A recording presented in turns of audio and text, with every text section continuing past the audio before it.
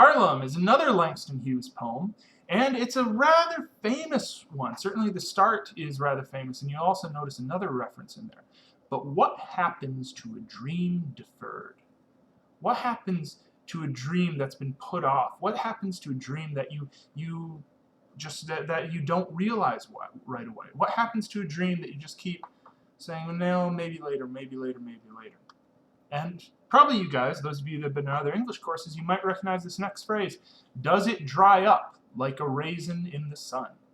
Raisin in the Sun, of course, is the name of a rather famous book that oftentimes is used in American early literature courses about African American experience in more modern America. And it has it's a direct allusion, as we've talked about with allusion, to this poem, because that one is sort of about the fading of the dream, the deferring of the dream, which is what Langston Hughes is talking about here.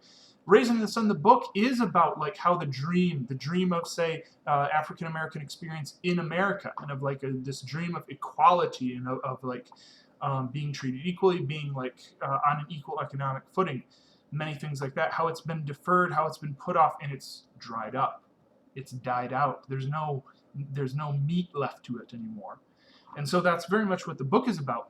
Langston Hughes offers that as one thing. Maybe this is what happened when you put off a dream. Maybe this is what happens, say, when you put off, when you make a people, when you make a whole group of people put off their dream. Maybe it dries out and it dies, or fester like a sore and then run. And of course, you can also take this in a more personal level. What happens, say, if you decide to put off your dream of becoming a famous singer or becoming a famous athlete? What happens if you put off that dream? Does it dry up? Does it just kind of like wither away eventually and you decide, you know what, being an athlete was never a good idea? Or does it fester like a sore? Is it one of those things like, I wish I'd become an athlete, or I wish I'd become a writer, or I wish I'd become a musical artist, and it just festers like a sore and it blows over? Does it stink like rotten meat? Does it smell? Does it just sting in there? Or crust and sugar over like a syrupy sweet? Sugar over. There's something like maybe a bit too sweet that you kind of like sticks in your mouth. So this is the person who likes to sort of wax melancholy, like, I could have gone state when I was in college. I was going to be a star. I was going to be an awesome thing. And just think on and on and on about how they were going to be awesome. Maybe it just sags like a heavy load, where you're feeling really depressed that you never got to be that famous star. Or does it explode? Explode. Such an interesting word to use there. Explode.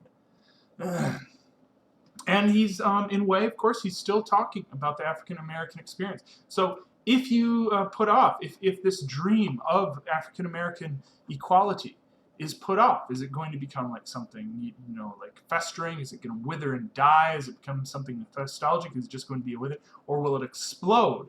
Maybe there's a sense of violence there, that putting off this dream of equality is going to eventually create enough frustration that it'll explode out. But maybe it will explode in the sense of like it'll just come out all at once. All at once it will explode outward. Certainly in terms of a personal dream deferred, that makes sense. It just explodes outward and it's finally realized.